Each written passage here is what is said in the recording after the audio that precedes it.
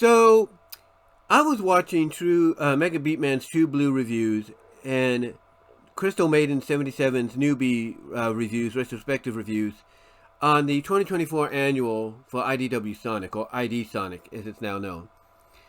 And they pointed out that the two main stories that are going to grab your interest out of this three-story comic, if you will, one shot, was the beginning and the end. The first story and the last story. And the last story was the most lengthy one because it basically told, in flashback how Mimic and Whisper met, and it's done from Mimic's point of view because Mimic is sneaking up on Whisper, Tangle, and Lanolin, while they're camping and waiting for Sonic and Tails. Mostly Sonic. Tails shows up with him later on, towards the end of the story. But anyway, Mimic is spying on them, basically planning to try to take out, Whisper right then and there, because apparently Whisper is the last piece of the puzzle that he needs to basically put into place so he can move on. And the reason being is because she is a reminder of what he was once part of and basically what he had betrayed. And the reason he had betrayed it is because, long story short, we find out that the war essentially warped his mind. And it warped his mind during a time and an opportunity where he was trying to be an actor, and he was using his shape-shifting abilities to try to get himself that spotlight that he felt he deserved. But when basically, I guess he took it too far, they said, nope, we're done with you, you're out. And that, along with what was going on, kind of warped his sense of who can I trust, and basically it got down to I can't trust anybody but myself. And essentially what happened is he would befriend others and help fight in the war and everything, but then he would abandon them when basically things got too hot, or he felt like the trust, was, weaving. It's basically becoming, a non-factor, if you know what I mean. So basically he would abandon one group, and then eventually that led to Whisper catching him, doing his shape-shifting deal, and basically suggesting, hey, why don't you join us? We could use a guy like you. And what's interesting about it, too, is the fact that we've seen it before in flashbacks during the Tangle and Whisper miniseries. But here we see a Whisper that's very excitable, very energetic, very Tangle-ish, if you know what I mean. And she is just pumped to have somebody like him on the team, because of his abilities. And Mimic even demonstrates, hey, maybe he could be a good asset by, shape-shifting into her. Anyway, he joins the team, he helps them out on various missions, and he finds out that they are basically a bounty hunter, non-profit bounty hunter team that, gets rewarded for their efforts. But it's not the kind of rewards I think he was expecting, because he's portrayed as someone that's not only looking out for himself, but he likes to be rewarded, let's say in money, cash, moolah. Anyway, he becomes part of the team and everything, and he helps them out, but he starts kind of letting, those trust issues warp his mind again, to the point that when they're doing a camp out, just like we see in the present day of this last story in the book, they're doing a camp out themselves, and it's in this camp out that basically the person that I guess is like the inventor of the group, he hands out as sort of a gift to unite them as one, and unite them as one with the Wisp that they work with. He hands out all their masks. The mask that Whisper wears. We see here that they get handed out, by this guy, and it basically allows them to work as one and communicate with the Wisp and such. And it's this moment here that I think, got to look back at it, but it's this moment here where Mimic basically really lets those trust issues warp his mind again, because it's like, he basically walks off, while they're all talking, celebrating, having a good time. They don't see him walking off, so he walks off over to this lake, and again, this is where he allows those trust issues to get the best of him. he allows these trust issues to get the best of him, because I think what happened is he saw the mask being given to them as a way of saying, we don't trust each other, or we don't trust you and we don't trust each other, but this is going to make sure we stay as one, make sure we can have that trust or keep an eye on each other. And he didn't like that, so basically he again allowed that trust issue to warp his mind, and he figured, well, I can't depend on them, because in his mind, the trust, with those masks being put, given out, it wasn't just a matter of, hey, what, in his warped mind, that this, that they're basically agreeing that they don't trust each other, because they need, because if they did, they wouldn't need these masks and all that. He's allowing these issues to warp his mind, and he's looking at them just pretending to be one happy family, one happy brotherhood and sisterhood, to the point that it's like, well, this ain't gonna last any longer, so I need to find a way to survive this. I need to find a way to, secure my own butt. And what does he do? He goes and does exactly what we find out or see in the Tangle and Whisper miniseries in a flashback, and that is he goes and betrays the team to Eggman, with the only member of that team, Whisper, surviving, or so we think. And I'm going to get into that in a moment, because I think there's more to this than we're being led on. Just drinking some Coca-Cola there. But anyway, yeah, we kind of get that perspective from his point of view. Basically his twisted, warped point of view and everything. And what this really kind of puts in perspective, if you will, is we know how Whisper, she just wants to, just take this guy out. She was about to do it in the Tangle and Whisper miniseries, but was convinced by, Tangle not to do it. This is not her, and it's not what your old crew would want. So Whisper backs off. She's like, okay, I'm not going to do it. I'd rather see him rot. But now that he's loose and free, it's like, now she is determined that she's either got to end him once and for all, or find a way to make sure he doesn't escape again. And we kind of see that, same perspective with Mimic, but more along the lines of ending it once and for all, because both of them, look at each other as a reminder of what was. And I think, honestly, what's going to happen is we're going to find out, and this is my opinion, we're going to find out that the original OG Diamond Cutters are still alive. Yeah, I think we're going to find out that they're still alive. Now you might say, well, Ian Flynn has come out and said they're dead. He's written it to be just like that. Let me tell you this right now.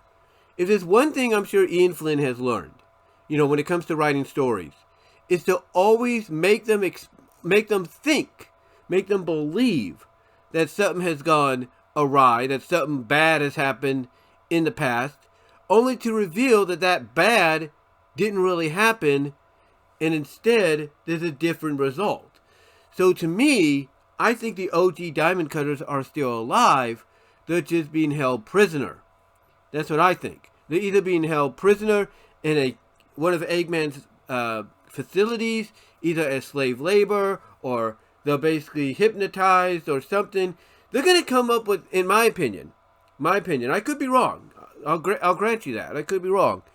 But I think, honestly, we're going to see, something involving them still being alive, but either being imprisoned, enslaved, or they'll basically, possibly, as a callback to the original games, basically connected to these mech robots, that Eggman would send out to destroy and fight the likes of Sonic and all them.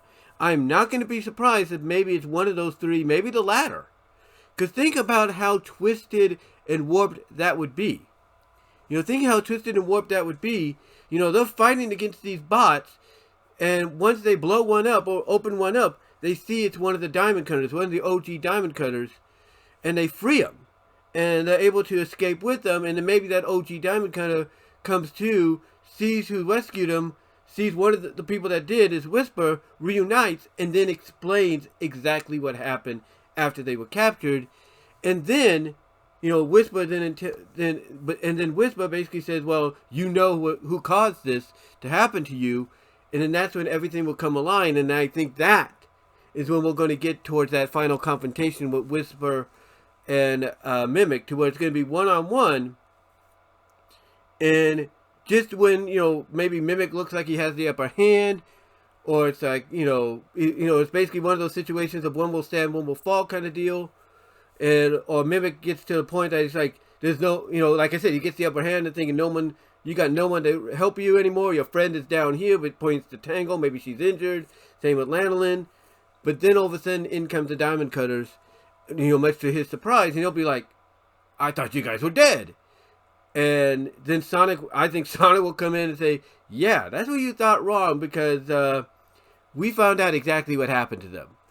And to me, what that will do with Mimic, from a character standpoint, is it will mess with him even more, because now the guy he sold out to, that he thought he could trust in selling out to, can't be trusted either. It's going to be an interesting climax, interesting character arc ending, if you will, character arc ending for the time being for Mimic.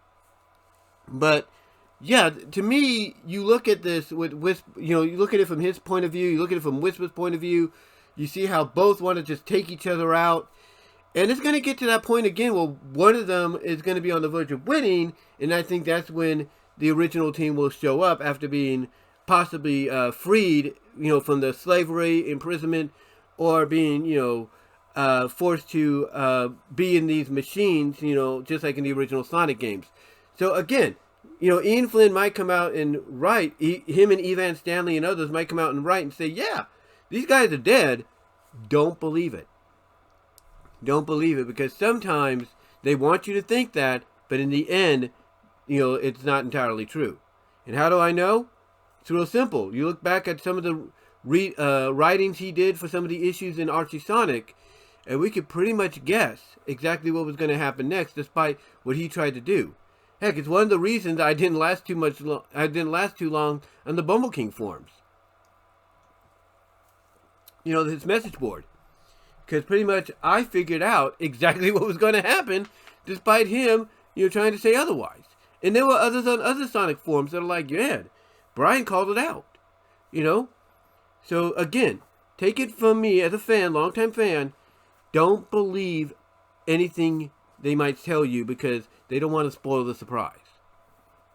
Don't believe anything they might tell you. Now, with that said, let's talk about the other story, the first story. This one is interesting because it does take place after issue 75 and the whole, restoration story arc and everything. And it's here where basically Surge wants to be a hero. And Kit wants to help her be a hero. But she's taking it the wrong way. Like, she has good intentions. But she's taking it the wrong way. She's going about it, she's going about it the wrong way. She's taking it the wrong way and all that. And, she's not realizing that being a hero is not about getting the glory and everything, getting applause and all that, being a hero basically means doing the right thing and just being satisfied that you did a good job. You don't need anybody going like, yay, thank you, and all that. No, you can be like, hey, all you do is just do the right thing, and if they thank you, say, hey, not a problem. I got to go take care of stuff right over here to help out, and that's it. So to me, what we get here is that Surge is kind of conflicted. She's kind of conflicted because she wants to be the hero. She wants to be the hero and everything, and she wants to do the right thing. And even though she does put some blame on the citizens, she doesn't totally blame them. It's like, look, it's like when she brings up Restoration HQ, and obviously she wasn't there for what really happened and all that. But obviously word got out to her in a way to where, she's thinking about what happened in the wrong way. So obviously when she encounters Sonic again, or encounters Amy, because she is going to show up in a future issue in a few months, she's going to probably find out the truth. She's going to find out that, Restoration HQ, the people there couldn't get out as fast as you think they could, so it took Sonic and Jet to get them out. So she'll get a better understanding when she meets up with Amy, who I think for the time being, she might have a little bit of a friendship with, or at least a little bit of a companionship with, but not much. Like it's a very thin kind of companionship friendship, if you will, she has with her. Very thin, but I think it's enough to where when Amy tells her or explains to her this is what really happened, she'll accept it. She'll accept it and everything, and they'll go from there. But anyway, she doesn't blame them. It's like she understands. It's like in her mind, look, they have 2 feet. They could try to get out of there as fast as they could. But she also doesn't blame them because obviously they're not used to having to fight their own battles. They're used to others fighting for them or saving the day for them. So basically, basically it's pretty much laid out, and even Kit thinks about this in his mind. It's pretty much laid out, and pretty much laid out to us fans even before Kit says anything or thinks anything, I should say. Before Kit says, kind of thinks it in his mind, and all that. It's laid out to us before that she actually does genuinely want to help people. She does genuinely want to help people, but she's conflicted of how to go about it. She's conflicted of how to go about it. But she does come up with the idea that, the one thing that could make her a hero truly is to take out Eggman. And then, take Sonic out along, at the same time. But I think what's going to happen there with the whole Surge and Sonic confrontation is she's going to want to finish him off, but because part of Sonic resides within her, she won't be able to do it because that part of Sonic that resides within her is his honor. That's what's going to come out. His honor resides within Surge. That's why even though she could take him out, and she has shown she can do it, and she's willing to do it, when it comes to them finally facing off, and she gets that upper hand, she won't be able to pull the trigger because it's not in her. And it's not just going to be because of Sonic, the honor bestowed in Sonic that's in her now, but also it's going to be the fact that, as some people have noted, she's starting to slowly, very, very slowly, regain her memories. Like she's starting to remember, who she was before Starline got his hands on her and Kit. So I like that. I like the idea that it's pretty much being laid out that Surge wants to be a hero willingly, but she's confused and conflicted of how she's going to go about that. Without, basically people being angry with her and everything. How is she going to go about that? Especially the fact that she has to encounter Sonic. How is she going to go about it in the long run? And again, going back to her, kind of feeling that, hey, if we take out Eggman, if we do the one thing Sonic can't do, that'll make us, bigger heroes than him. And, Kit's on board with this, but then Kit starts thinking, yeah, that would get you some adulation and praise, and me in return, or me by extension. But then he's starting to think, well, wait a minute. If Surge takes out Eggman, then there's going to be nothing else for her to be praised for. There's going to be nothing for her to have adulation given to her, even if she's earned it. Like, oh man, what do I do? And then that's when this more sinister side of him starts to come out. This more sinister side, like, he starts coming up with a plan, like, wait a minute. I know what to do. I know what's going to keep Surge happy and make me still be useful to her, and he comes up with this idea, very sinister idea, of causing some chaos, causing some problems that would, that Surge would go and solve or save people from, basically cause some catastrophes and things like that. And by doing so, it would allow, Surge to go and rescue the people in danger, which he calls idiots. Well, Surge called them idiots too, but she didn't mean it because, again, she says, look, I don't blame them, and, it's not their fault, and everything, because they're so used to, the way things are. But he gets this idea like, hey, if some idiot masters have to get hurt in the process, that's fine as long as she saves the day, she gets the praise, and I still stay useful to her. So it's like, that right there is something to keep an eye on, because even though we haven't visually seen like a disagreement between them yet, Kit thinking in this manner of, he wants to put innocent lives in danger just so he can make Surge happy, and make her feel good, make her be a hero, thus he'll stay useful to her. That right there, a lot of people have said you got to keep an eye out for, because that essentially is laying the foundation for what will be the tension, and for the cracks to be formed and the tension to be, made between both characters. And you can only imagine what's going to happen there, because if both characters are starting to slowly, very slowly, regain their memories, who's to say that when Surge eventually, and obviously it's being set up this way, eventually finds out that Kit purposely, perpetrated all these accidents, all these disasters, all these situations that put people in danger, you can only imagine that when that moment happens, when Surge finds out, she's not only going to be upset, she's going to be in a way heartbroken. Like, I thought you were my little bro. I thought you were my friend. Why would you do this? And in Kit's own twisted mind, he could be like, I am your friend. That's why I did do this. Because it makes you happy. I wanted to make you happy. Because if you're happy, I'm still useful to you. Or something like that. Basically, it's going to get to that point where it's going to get revealed that Kit was behind it, behind all these incidences and all that got perpetrated. She's going to call him out for it, be a little sad and heartbroken, and basically, Kit's going to explain in his own twisted way that he did it for her. He wanted her to be happy in everything, that he is his friend, and that's why he went to these links, because, maybe we finally get him to admit that, he knows that if Eggman gets taken out by her, what's next? Who's the next villain for you to fight? Who's the next villain for Sonic to fight?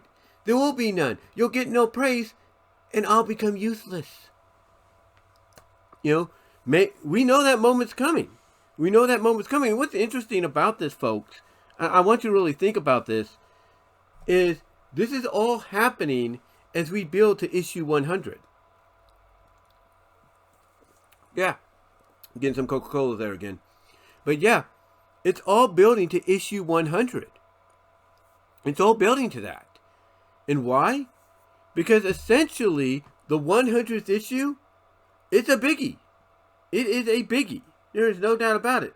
I mean, sure, the 100th issue for Archie wasn't big or significant, so to speak, if you will.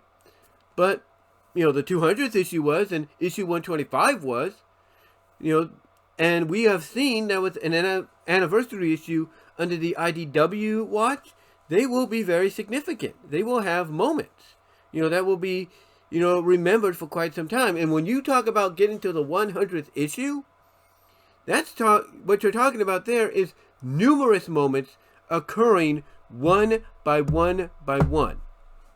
And the way you get to it is by building story after story after story to coincide and come together and connect as one in the big anniversary issue.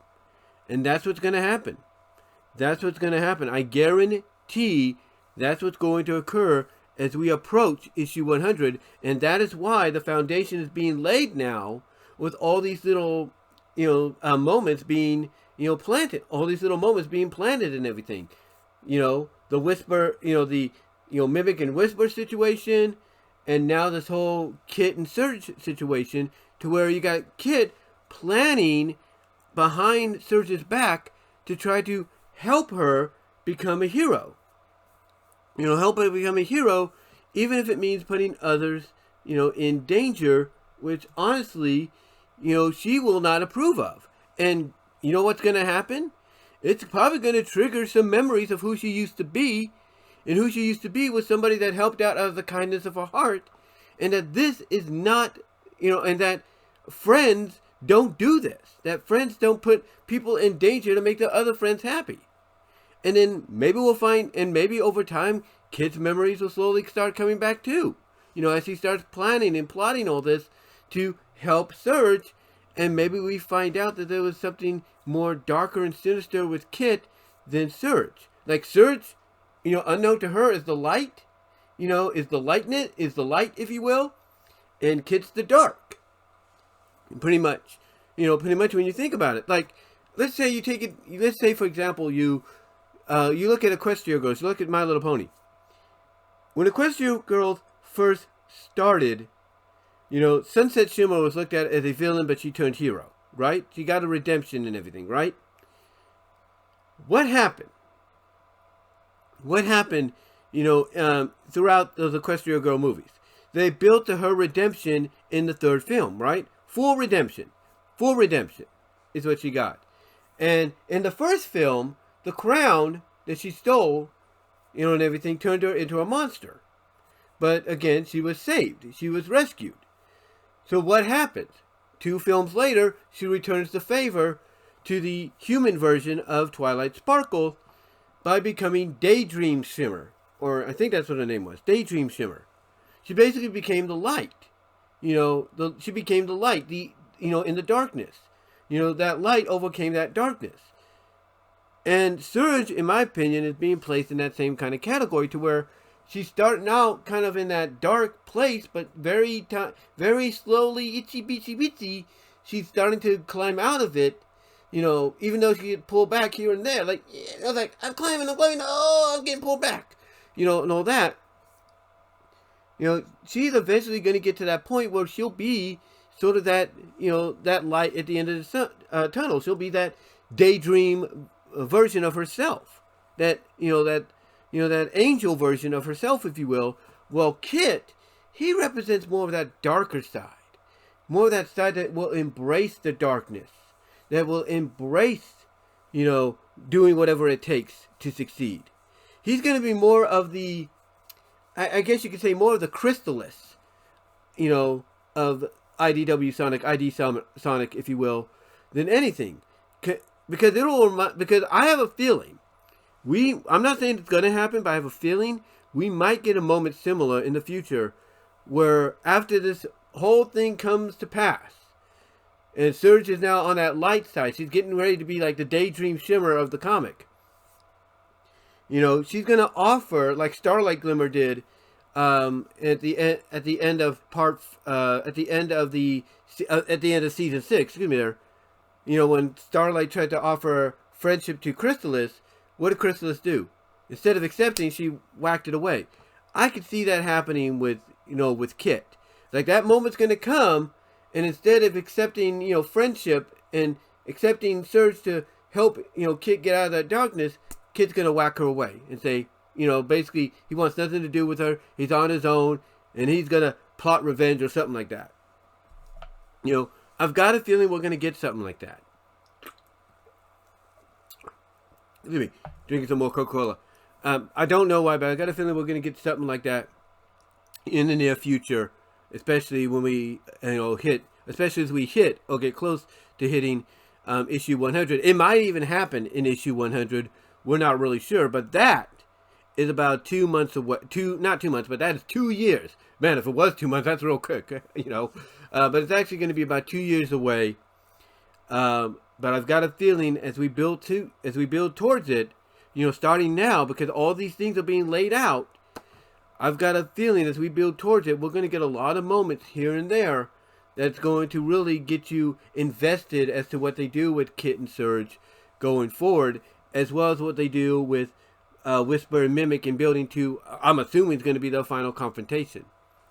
But, yeah, I think, you know, what the annual did and coinciding it with, you know, what happened in 75 and all that, excuse me, what happened in 75 and all that, coinciding some of those moments, you know, there, to me,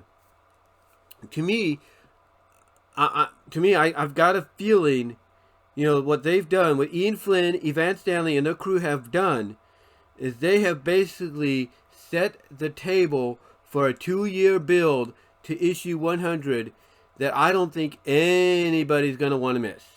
Nobody's going to want to miss that build. Because it's going to be one of those things to where, like I said, you're going to get, some moments in between that's going to get you talking. And when you hit that 100th issue, man, I'll tell you this.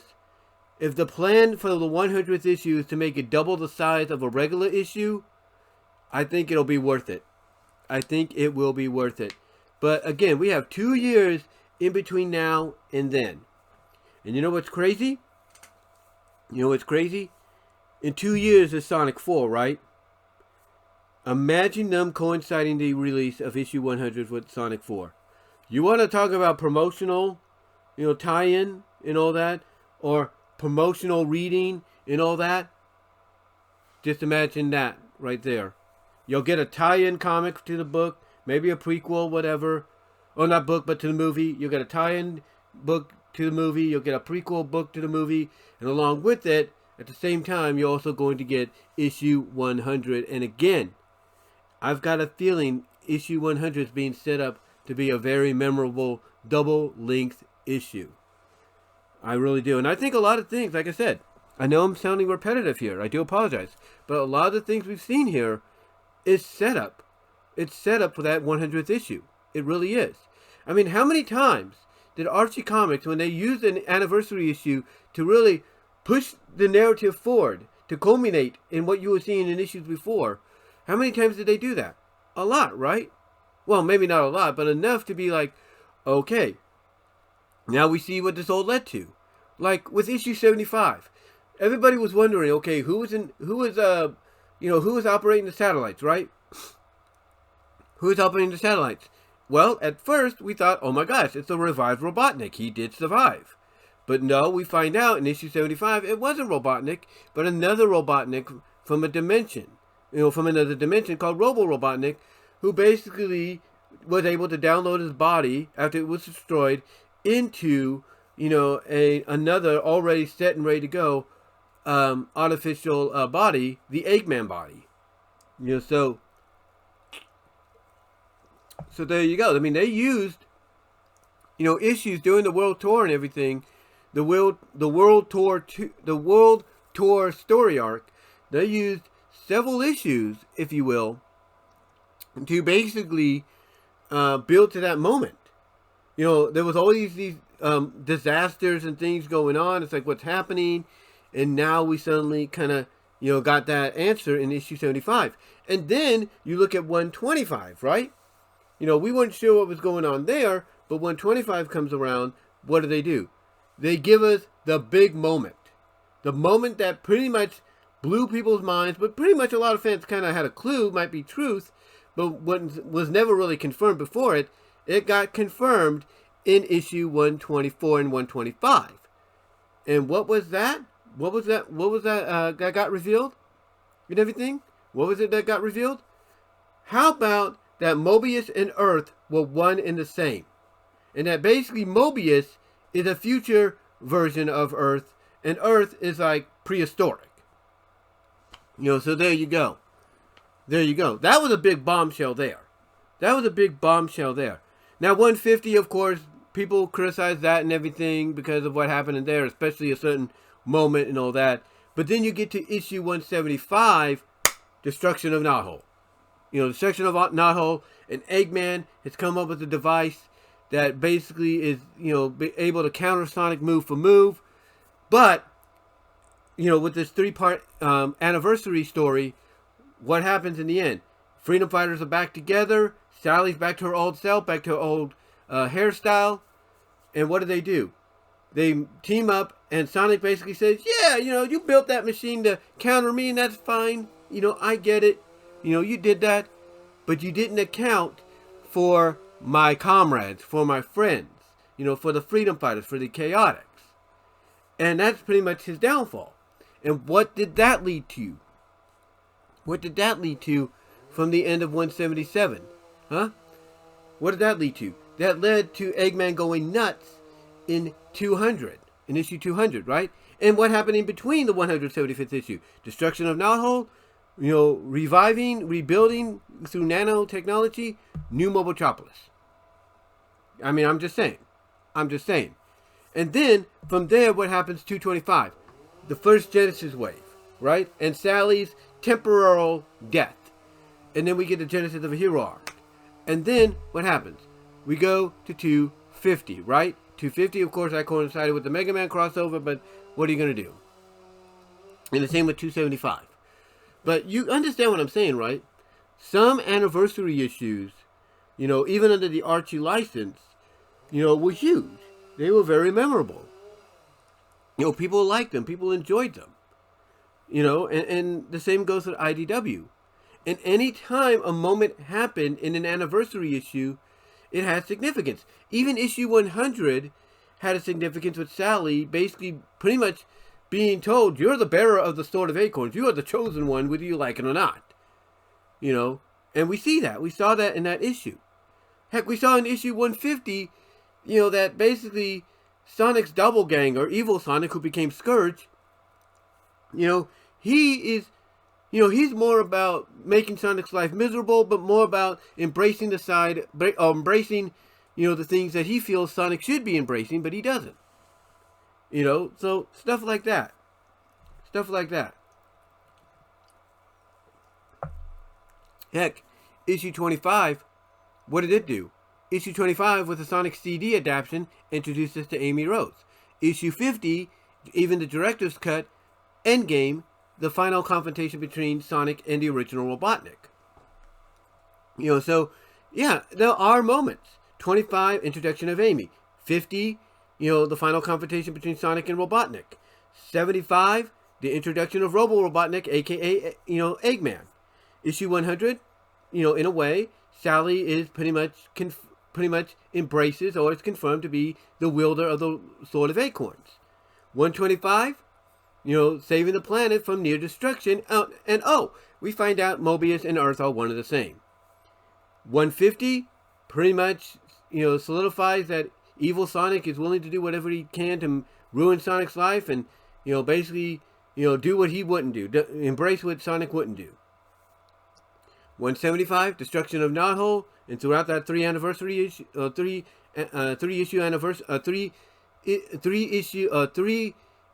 anniversary story. That's what I'm trying to say. We saw destruction of Knothole, the building and the building and all that, and debut of New Mobotropolis, and the Freedom Fighters back to normal, Sally back to her old hairstyle and all that, and that built to 200 with Eggman going insane, and then that led us to basically 225 with the Genesis, and you had your moments.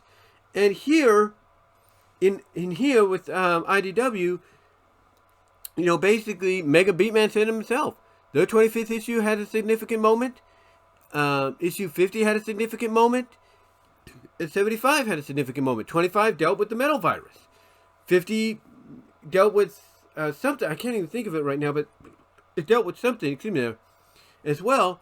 And then 75, had a moment as well with the destruction of Restoration HQ. So you can only imagine all those moments combined, what they have in store, IDW, ID-wise, for issue 100. And I think right now, we have basically have everything foundation-wise laid out and ready to be built upon, courtesy of issue 75 and this 2024 annual. So to me, the road to issue 100, the 2024 annual and issue 75 pretty much have started that, started that process, started that path building to, to that issue. So with that said, though, ladies and gentlemen, I just wanted to come on here and talk about that real quickly. Well, not so real quickly. It's almost 40 minutes. It's gone.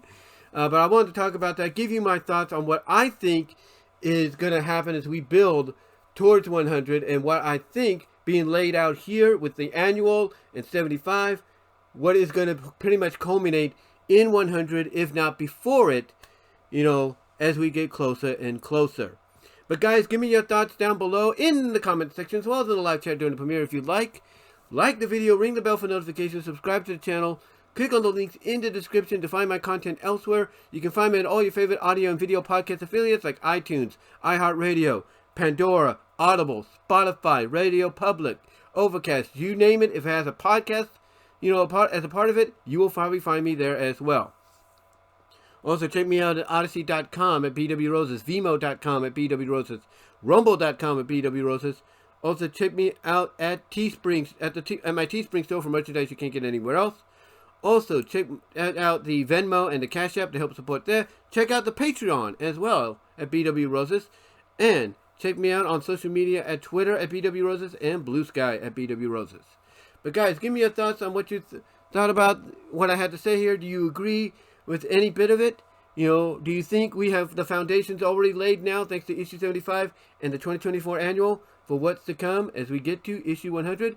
Let me know. Love to hear your thoughts. And until then, I am out.